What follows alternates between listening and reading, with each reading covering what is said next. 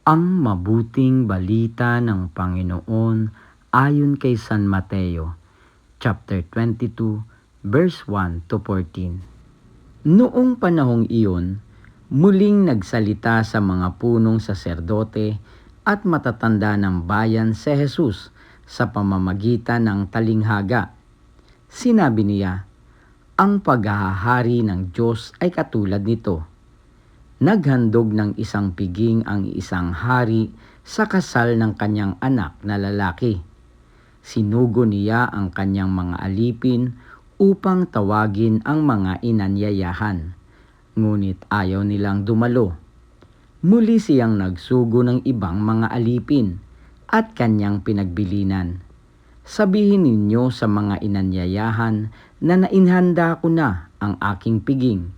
Napatay na ang aking mga baka at mga pinatabang guya, at handa na ang lahat ng bagay. Halina kayo sa piging, ngunit hindi ito pinansin ng mga inanyayahan.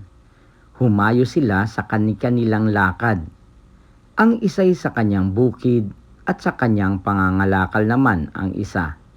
Sinunggaban naman ng iba ang mga alipin, hinamak at pinatay. Galit na galit ang hari. Pinaparoon niya ang kanyang mga kawal, ipinapuksa ang mga mamamatay taong iyon, at ipinasunog ang kanilang lungsod.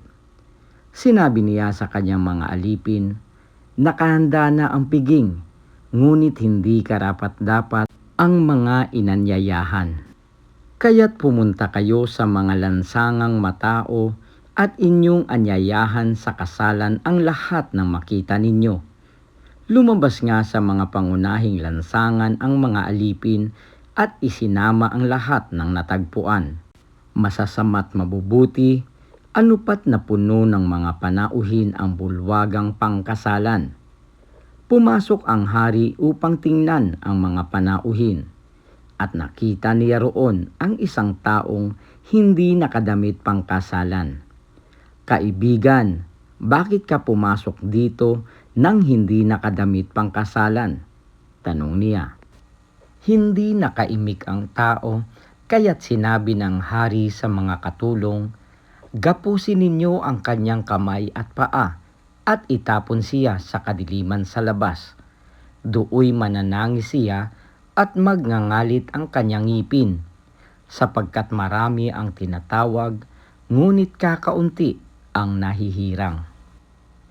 Ang mabuting balita ng Panginoon. Pinupuri ka namin, Panginoong Hesukristo.